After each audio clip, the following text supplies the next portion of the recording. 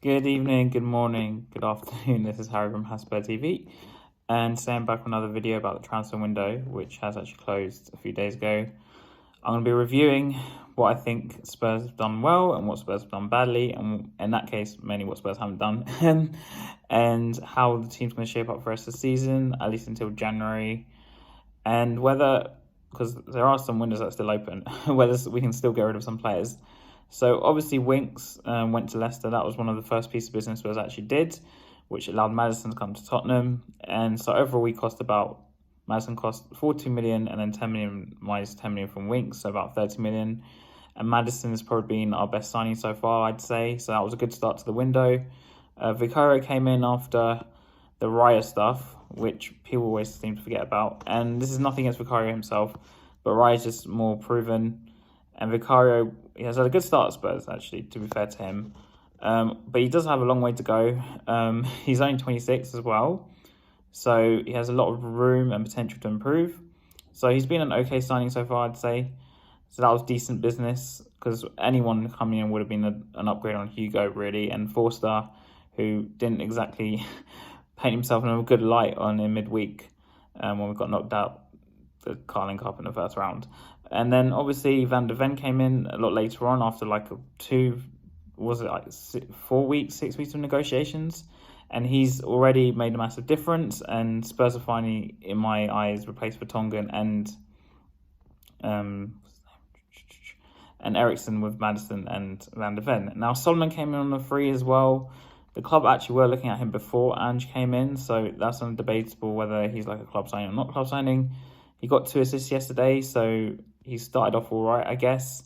Is he the one I would have wanted? Probably not. I think Spurs should have gone for Harvey Barnes, and I think Harvey Barnes would be a much better player at Newcastle than Solomon at Spurs, even though Solomon and Son seemed to link up really well yesterday. Brennan Johnson arrived on deadline day.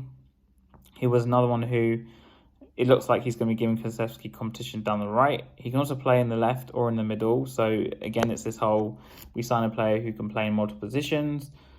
Like Solomon's obviously played either side. Brennan Johnson can play either side too. But can Johnson step up to the plate in a much bigger club? It remains to be seen.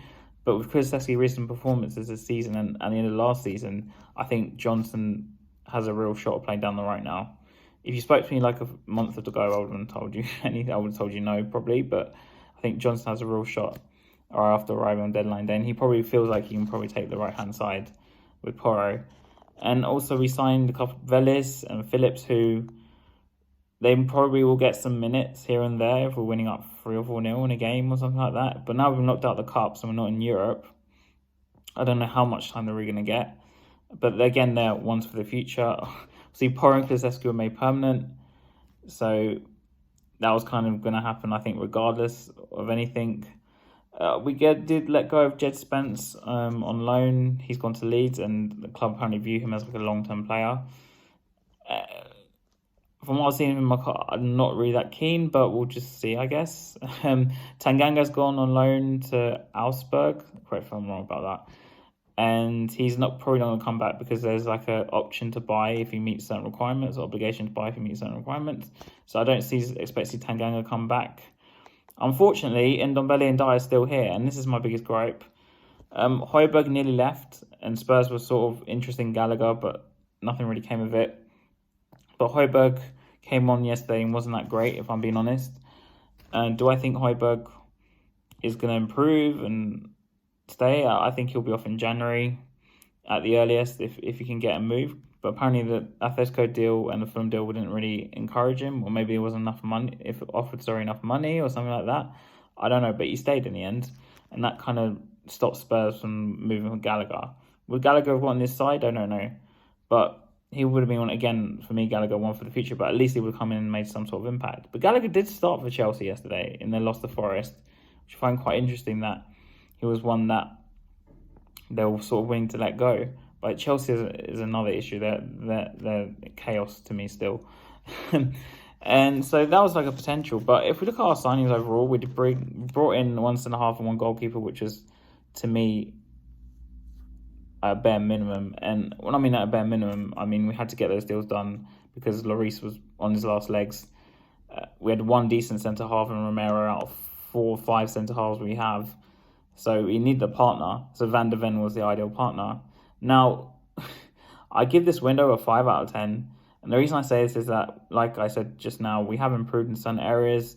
Maddison, Van de Ven, and Vicario are 3 players who walked into the team. And Vicario, I think, was given he was going to. Van de Ven has settled almost immediately, and he's sort of, I think, been a factor in Romero kind of calming down. Maddison, for me, is just class. And I know he's another one the club we're looking at for a long, long time. He's made a difference straight away. Obviously, and then for rumours, we did let go of Harry Kane. Can we replace his goals? Well, Son played yesterday up front and scored a hat-trick, which is good to see. But it felt like we kind of played to his strengths yesterday. And a big question mark for me for Son is not whether he can score enough goals. It's more just if he can do it on a consistent basis, because we've seen him do it, in short periods of time when Kane's been injured, especially during the Pochettino years when we didn't have another striker. He's come in and played up front, and he did play sort of there for career a bit as well. But we've not seen it over like a span of a whole season where he's been the main man, right? He's the captain now, but as in he's been the guy who's carrying the weight of the goals. And obviously Richarlison's still here. He didn't play yesterday. And whether it was because he picked up a knock or anything else, but he didn't play. And Son really excelled up front. And if you look at someone like Bale, who I always mention that he reminds me of when Bale came back, with less responsibility as in running with the ball or just off the ball stuff, you get results out of him because Son's just on the end of things like he was with Harry Kane. So I can see Son doing pretty well, if I'm being honest, up front. But like I said, we're just going to see how it goes. And can he replace Kane's goals? Well, maybe him and Richarlison can do it together. But then it brings up another point. Should Spurs have gone out and signed another attacker? I think they should have. Because I really want someone like Colin Moani who can play all across the front again. And he's just someone who I think in a couple of years might be one of the best strikers in the world. Clip this. Someone's going to clip this now. So, yeah, it's been an all right window. We didn't get rid of enough players, if I'm being honest.